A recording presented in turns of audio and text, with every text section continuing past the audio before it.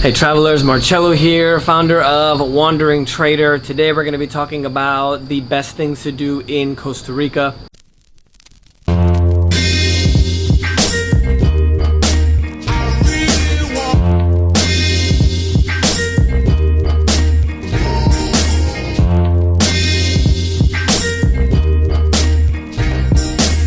You can see behind me we're in a beautiful hotel reserve boutique hotel called Gaia. I think I haven't even learned how to say it exactly, but it's absolutely beautiful. I definitely recommend it.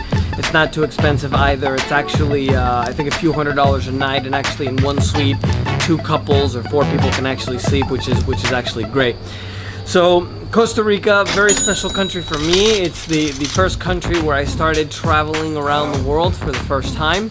Obviously I was born overseas, but from Costa Rica is actually the first trip that I took kind of on my own. And then after that it was Iceland, and then I left to Canada, and I've never been back to the US since. I've been traveling now for about 8 or 9 years.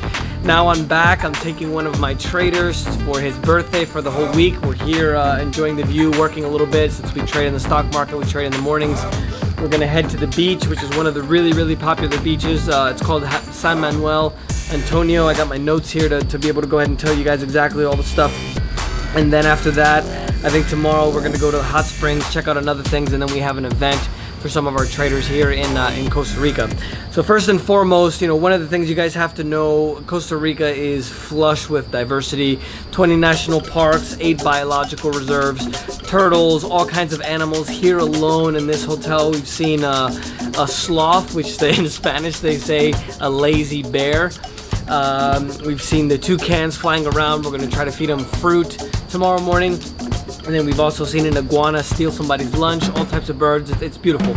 So because of that, there's a ton of opportunity for you guys to go to a few national parks, and there's a ton to choose from. The most popular is the one where the volcano Arenal is at. But there's a ton of different parks. I'm trying to look at my list here to see if I can get some of the names. But there's a ton of them.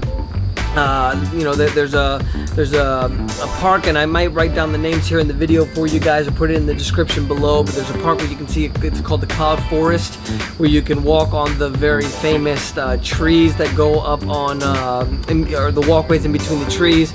Obviously you have Arenal, which is one of the volcanoes. Another one of the really popular volcanoes is called Boas. I'll spell that out for you guys. Volcano. That's where you can see the crater of the actual active volcano. I think the last time that it took off or blew up was actually in 1800s or the 19th century. So that's the first thing, right? You guys can choose, go hiking, do all kinds of things in the forest that I think would probably be very unique for the majority of you, especially since this is very tropical. We're here in March. Best time to visit is between mid-December to April. That's the dry season.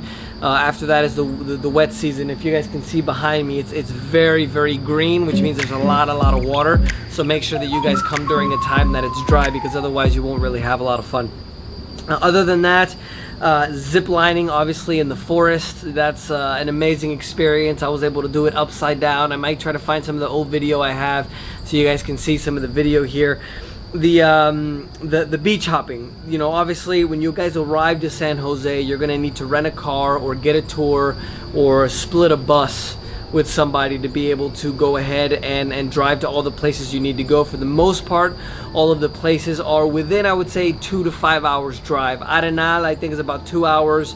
You know, the west coast where all the best beaches are at, that's gonna be anywhere between 2 to 5 hours depending on how far north or south you go. The best beach that I've seen over and over listed online, and also the one that I've preferred so far, seeing all the beaches here, is the San Manuel Antonio beach. We're going to a place tomorrow that's going to be right on the beach, so I'll be able to get some great footage for you guys of the actual beach itself. One of the popular beaches that I first went to when I initially came to Costa Rica was Cavallo Beach. I don't recommend that. It's a little, let's say, touristy. It's a little over visited, let's say. It's not a horrible beach. Obviously most of the beaches in Costa Rica are fantastic, but it's gotten to the point now where there's a lot nicer things to see. And if you guys are going to come to this area, which is a national park as well, the San Manuel Antonio National Park, then you'll be able to stay at a place like this, enjoy the pool, go zip lining, excuse me, do all those things, and then also head to the beach, which is a short drive away as well. So San Manuel Antonio, Tamarindo Beach. For a chill atmosphere, go to Puerto Viejo. Avoid Jaco, and Witch Rock is very popular. Not popular, it's a hidden gem for surfing. I know some of you guys are going to come here for surfing, and that's one of the ones that a lot of the locals told me to come to, because it's a hidden gem. It's very nice. The Tabacan Hot Springs, this is something that I didn't do last time. Beautiful waterfalls everywhere, and there's actually a beautiful slide that you're going to be able to get on, to be able to enjoy and you know, take advantage of. So we're going to head over to the beach on tomorrow, which is Wednesday, stay there for 2 nights, drive up to the hot springs, and then head back to San Jose, maybe explore a little bit, and also do the event that we have for all of our traders. Other than that, there's Tortuguero Beach, also Corcovado. Corcovado is the one that I mentioned before that has the clouds.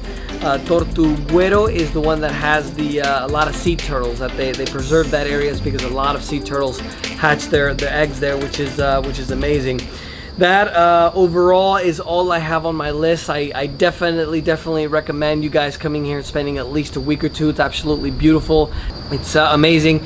The waterfalls, I think, is another thing that you guys can do. There's all kinds of outdoor things to do here in Costa Rica. If you're gonna do a few of the hubs, you know, a few day trip can be something like Arenal Volcano, which most people do. Then you can go right next door to the waterfall, which is called La Fortuna, to get your fix of the waterfalls. There's also some bridges there that you'll be able to go to. It's quite a bit of a walk, but it'll be worth it for you guys. Then you can go to one of the beach towns if you want to come down to San Manuel Antonio, which is, in my opinion, and most of people's opinions online, one of the best beaches.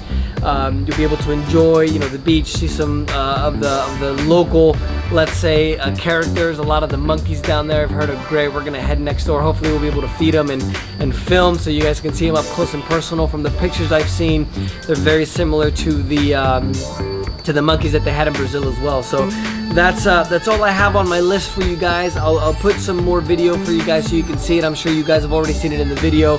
Let me know if you guys have any questions. Enjoy Costa Rica, and as always, you can leave any questions for me with the hashtag AskMarcello, MarCello, and I'll be more than happy to go ahead and pull those questions from Instagram or Facebook or even YouTube. So I'll talk to you guys soon. Enjoy the view.